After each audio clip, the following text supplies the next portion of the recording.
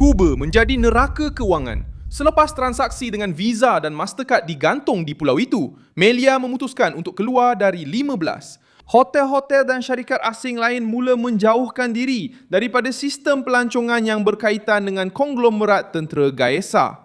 Pada hari Khamis, 4 Jun 2026, Havana bangun berdepan 3 tamparan serentak.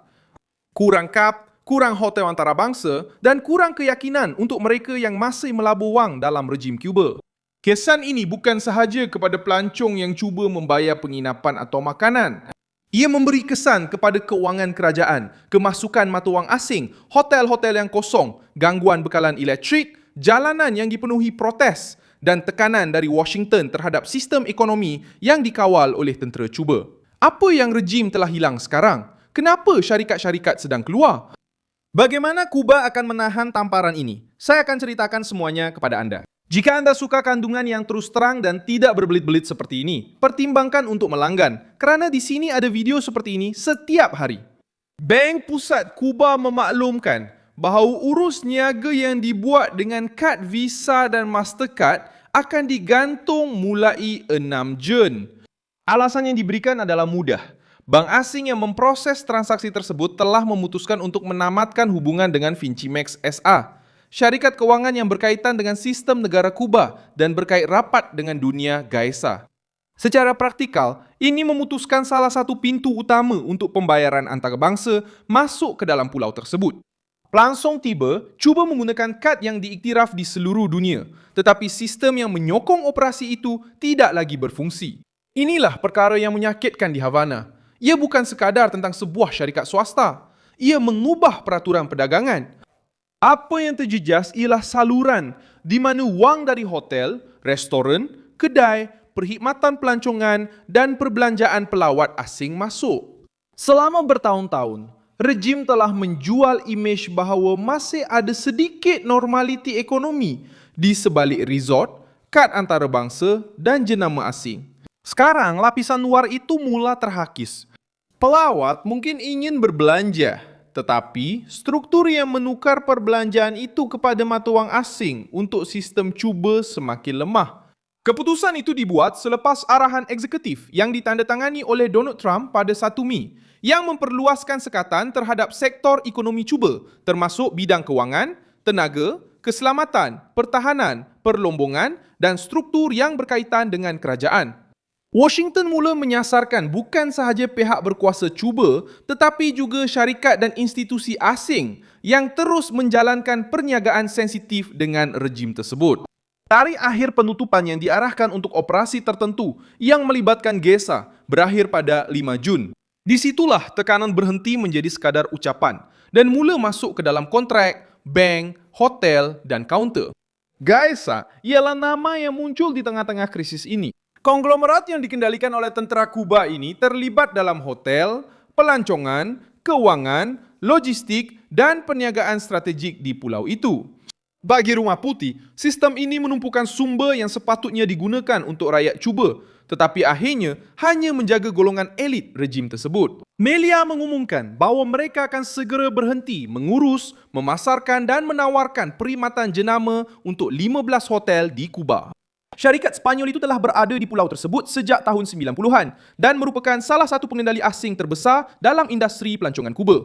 Penarikan diri itu dijustifikasikan oleh keadaan geopolitik, perundangan dan ekonomi yang semakin sukar. Dalam bahasa mudah, operasi itu menjadi terlalu berisiko, terlalu tidak menguntungkan dan terlalu terdedah kepada sekatan Amerika. Pengunduran Melia tidak berlaku sendirian. Iberostar juga telah menarik diri daripada 12 hotel yang berkaitan dengan struktur yang disekat. Blue Diamond Resorts dari Kanada juga mengambil langkah yang sama untuk berundur, meninggalkan hartanah di bawah tekanan. Syarikat perkapalan dan syarikat penerbangan juga telah mengurangkan atau menggantung operasi yang berkaitan dengan pulau itu. Keadaan ini menunjukkan bahawa Kuba tidak menghadapi krisis yang terpencil. Dalam rangkaian hotel, rejim menghadapi pengunduran syarikat-syarikat. Kepercayaan. Untuk sekian lama, pelancongan telah dijual sebagai pameran ekonomi rejim. Sementara penduduk menghadapi kekurangan, hotel-hotel antarabangsa berfungsi sebagai topeng kestabilan. Namun, topeng ini bergantung kepada bahan api, tenaga, penerbangan, kad, pembekal, bank dan jenama asing. Apabila tiang-tiang ini mula hilang, istana itu tidak runtuh serta-merta, tetapi mula reput dari dalam. Angka pelancongan sudah menunjukkan masalah sebelum tamparan baru ini berlaku. Kuba menerima kurang daripada 300,000 pelawat asing pada suku pertama tahun 2026. Penurunan sebanyak 48% berbanding tempoh yang sama tahun sebelumnya. Pulau itu sudah pun kehilangan pelancong disebabkan oleh gangguan bekalan elektrik, kekurangan bahan api, ketidakselamatan operasi dan ketakutan untuk terperangkap dalam perjalanan tanpa kemudahan asas. Sekarang, dengan hotel-hotel antarabangsa keluar dan kad-kad tidak lagi berfungsi, pelancong yang masih berfikir untuk pergi ke Cuba menerima amaran. Sudah tentu, pulau itu semakin sukar, lebih mahal dan lebih tidak stabil. Gangguan bekalan elektrik melengkapkan gambaran itu. Pada bulan Mei, protes meletus di Havana. Selepas beberapa kawasan tidak mendapat bekalan elektrik untuk tempoh yang lama, penduduk mengetuk periuk, menyekat jalan dan menuntut bekalan elektrik. Terdapat laporan mengenai kawasan yang mengalami lebih daripada 40 jam tanpa bekalan elektrik. Rejim Kuba mengawal tekanan, tetapi situasi rakyat Kuba yang membantah di ibu kota menunjukkan bahawa krisis ini telah keluar dari laporan dan turun ke jalan. Kekurangan bahan api juga membebankan. Malah kerajaan Kuba sendiri mengakui bahawa keadaan diesel dan minyak bahan api berada pada tahap kritikal. Tanpa bahan api, pengangkutan terjejas. Tanpa pengangkutan, bekalan terputus.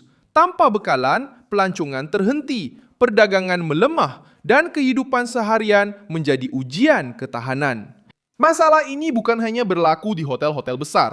Ia turut menjejaskan pemandu, pekerja, perniagaan kecil dan pekerja yang bergantung kepada aliran pelancong untuk terus hidup.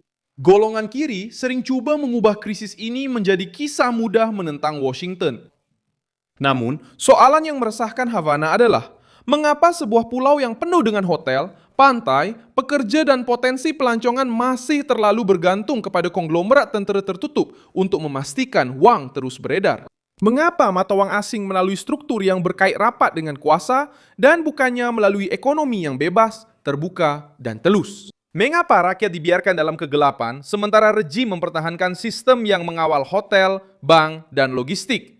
Trump menekan pada titik yang paling menyakitkan rejim. Strateginya adalah meletakkan kos menjalankan perniagaan dengan Gaesa ke atas syarikat asing, bank, pengendali pelancongan dan rakan dagang. Setiap syarikat kini perlu memilih terus terdedah kepada sistem cuba atau mengekalkan akses ke pasaran keuangan Amerika.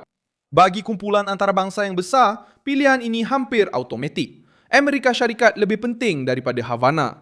Melia menjadi simbol kerana telah berada di pulau itu selama beberapa dekad. Apabila sebuah syarikat dengan sejarah seperti itu memutuskan untuk keluar dari 15 hotel message, itu sampai dengan cepat kepada pasaran pembekal, diperhatikan oleh agensi pelancongan, diperhatikan oleh bank, diperhatikan oleh syarikat penerbangan, diperhatikan oleh pengendali asing, diperhatikan. Soalan itu bukan lagi sama ada cuba masih menawarkan pantai dan hotel. Soalan itu kini menjadi sama ada berbaloi untuk terikat dengan sistem yang disekat, tidak stabil dan tanpa jaminan tenaga. Jika pulau itu tidak dapat memproses kad antarabangsa yang diiktiraf, pelancongan akan bergantung kepada wang tunai, urusan sampingan dan risiko yang lebih tinggi bagi sesiapa yang memasuki wilayah tersebut. Itu tidak menarik pelawat, itu menakutkan mereka.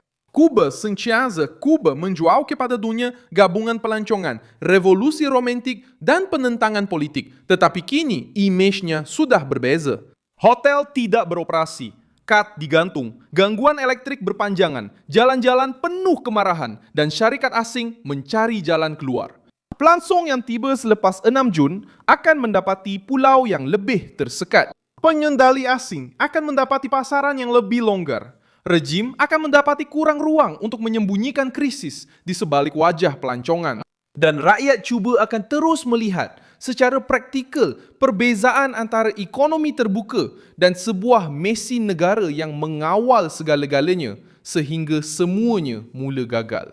Saya Milson Alves, seorang ahli antarabangsa dan tujuan saya adalah untuk memastikan anda sentiasa mendapat maklumat yang benar setiap hari. Pautan berita ada di dalam deskripsi video. Sila tekan butang suka pada video ini, langgan saluran ini dan di akhir nanti, lihatlah komen-komen supaya anda lebih terlibat dengan komuniti. Milson Alves.